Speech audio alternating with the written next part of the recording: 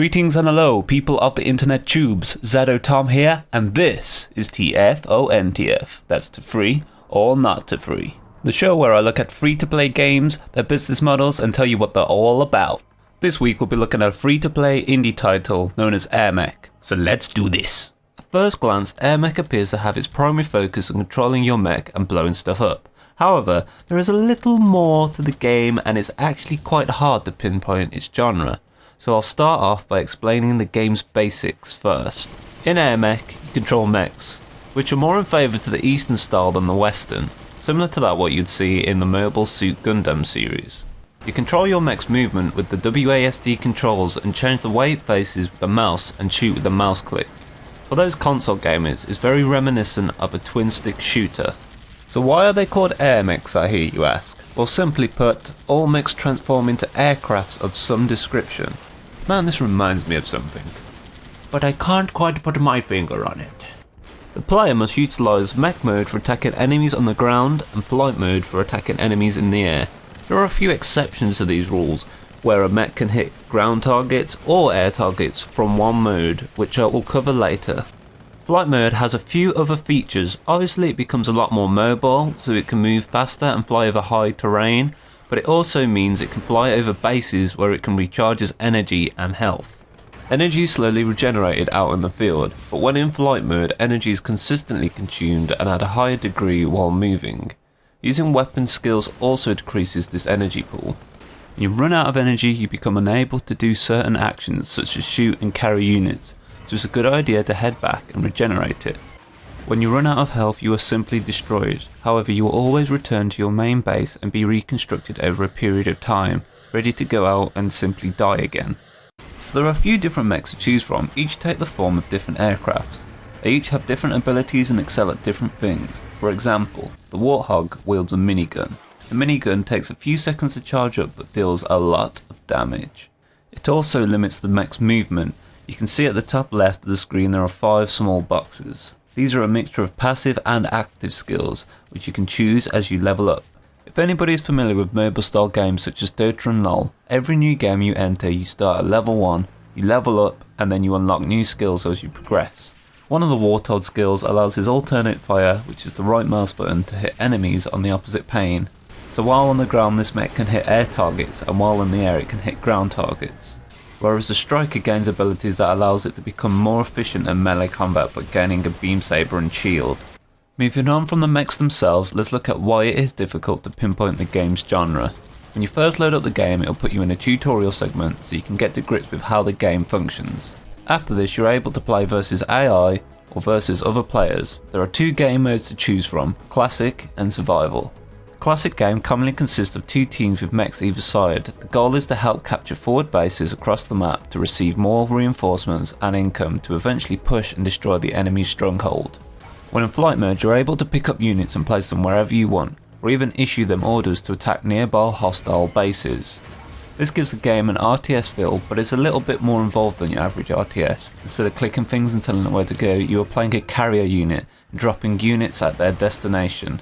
To further blur the lines, each base spawns a wave of infantry or creeps, which seek out nearby enemy bases and attempt to capture them. Killing these reward the player with points, similar to that in a Dota style game. Infantry will walk into a base and change the colour of the lights on top of it. Base from neutral will require 4 infantry to walk into it for a successful capture. So to capture an enemy's base it will require 8 infantry in total. So what can you do to prevent enemies taking your base? Well, this is where it gets a bit like a tower defense. By pressing Q you can bring up this menu screen. These are units you've outfitted prior to the game. These consist of infantry that are used to capture bases, vehicles that can be ordered around, point defences which are static defences like turrets, guardians which can be attached to your mech to supply additional benefits such as repairing you out in the battlefield, gatherers which can be attached to a base to increase its income, and much more. These are purchased with resources which you can see at the top middle of the screen and can be quickly queued with the numpad. Each of these units appear to have hard counters, kind of like a game of rock paper scissors. This is a common trait within tower defense and RTS style games. Infantry can be easily killed by a vehicle which has a machine gun, whereas a tank will be less effective at destroying infantry, but more effective at destroying other vehicles and point defences. You'll also have some units that can only attack ground targets and some that can only attack air targets. So going back to base defense, in order to defend a base you are able to garrison units at the entrances. This essentially creates a blockade where infantry cannot enter until they have destroyed the unit blocking it. As well as this, you can order units to hold ground along the paths that the creeps follow, but be warned, at the top middle of the screen you will see that there is a unit cap of 50, so you must balance offense and defense as best as you can. So your role as an Airmech is to support your units in capturing and holding bases to gain an advantage on your enemy, so you can eventually destroy their main stronghold. This shifts the focus of the game from blowing stuff up as a super awesome mech to being a tank delivery boy. Though the way I describe it sounds super lame, the game is fast paced yet tactical, and as a result is addictive and fun. The vast unit variety opens up a great number of possibilities for tactical play. Here I secure the cliff with a bunch of anti-air vehicles to give the enemy mech a hard time. Then I send in my tanks to crush its ground defences while supporting with my mech. This allows me to airdrop infantry to eventually capture the base. Mechs also cater to different playstyles. The Osprey has less combat abilities and more supportive aspects such as healing units and more carrying space. Beside the classic game mode, there is also survival. This can only be played versus AI but can be played co-op. This game mode is simply a base defense game. Here you can see my awful defense get crushed in a matter of seconds.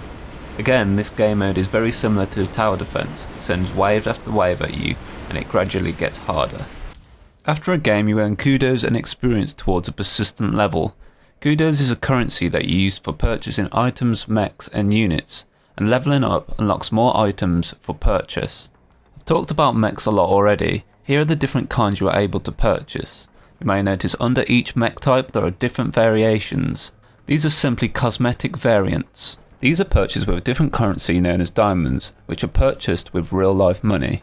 Besides mechs, you can also purchase different pilots which have statistical strengths and weaknesses, allowing you to further tweak yourself. There is also an item slot which supplies you with statistical bonuses such as increased repair rate or the chance to shoot down enemy missiles. One of the most important areas to take note of is the unit loadout. You can only take 8 unit types into a game, so making sure your loadout suits your playstyle and covers all possible threats is key here. I've already been over unit types, but this screen shows how many there is actually available within the game. And for you Minecraft fans, there's even a creeper so you can blow up your enemy's base, Minecraft style. Almost everything can be purchased with kudos with the exception of cosmetic items and ultimate items, which are brought with diamonds only. Ultimate items are simply stronger variants of other items. They can only be used in player versus AI, although they might make it easier to earn experience and kudos in this game type, it does not affect the competitive balance of PvP and add a pay to win aspect to it. The game has a free rotation also. By this I mean certain mechs, units, pilots and items become available to people who don't own them on a rotational basis. This essentially allows you to try before you buy. Diamonds can also be used to purchase XP and kudo boosts. If an ally in your game has one active, you gain 25% of its effect, even if you do not have a boost yourself. I have no issues with the cash up for this game at all. However, the issues I do have are graphics and lag related. The graphics menu is sparse, allowing you to change the overall graphics, AA and resolution.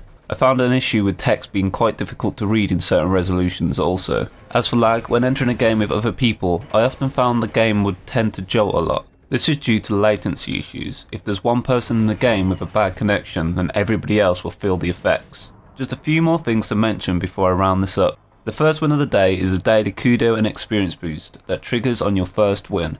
A sneaky strategy to try and get you to play the game until you win that day.